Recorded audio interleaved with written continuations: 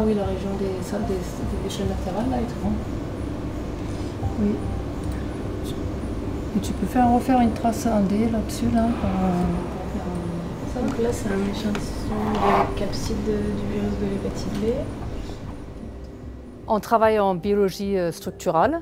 On s'intéresse dans ce projet plus particulièrement au bunyavirus. C'est des virus qui émergent aujourd'hui en Europe. Il y en a des très dangereux, comme par exemple la fièvre hémorragique de Crimée-Congo.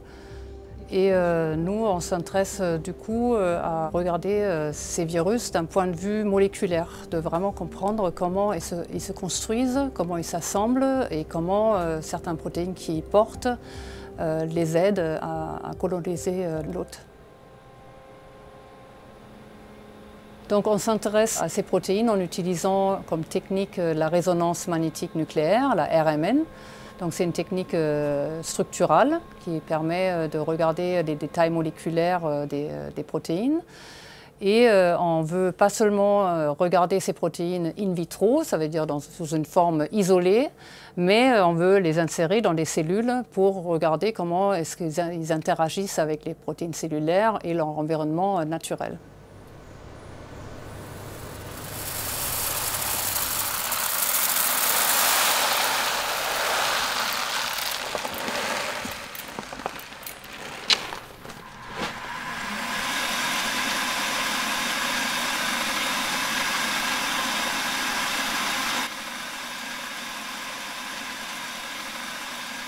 En fait, on produit ces protéines pas de manière classique en bactéries, mais on a développé un système dans le laboratoire qui consiste à utiliser des extraits de germes de blé qui contiennent beaucoup de ribosomes. Donc c'est des petites machines qui forment des protéines et on les utilise en dehors de la cellule, on les isole et du coup ça nous produit la protéine qui peut être regardée dans son ensemble en fait.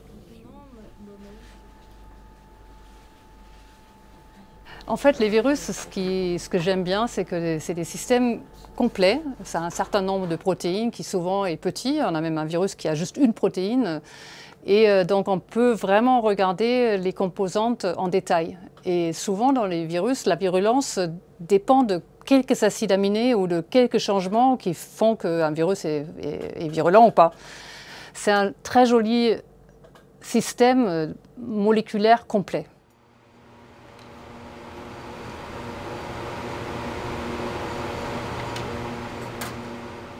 Pour les virus, il y a les vaccins et les traitements. Donc les développements de vaccins aujourd'hui dans ces virus qui nous intéressent vont vers les protéines spike, comme sur le SARS-CoV un peu.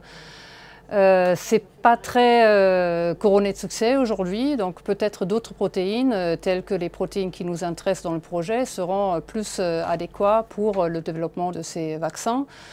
Ou aussi, est-ce que ces protéines-là, quand on les enlève du virus, est-ce que ça pourrait faire des virus atténués qui pourront être utilisés pour les vaccins? Quand j'ai appris que j'avais la dotation Impulsion, j'étais incrédule. C'est une partie de plus en plus importante dans la vie d'un chercheur de faire des demandes d'argent. Mais là, je vais être vraiment contente de pouvoir passer ce temps-là à faire de la science. On a déjà, depuis qu'on le sait dans le groupe, on a un sentiment on prend les sacs à dos et on va vers le sommet, donc c'est clairement une très grande motivation. Et on a l'impression de pouvoir maintenant y aller. On a l'équipement, on a le soutien, on a ce qu'il faut et on peut avancer.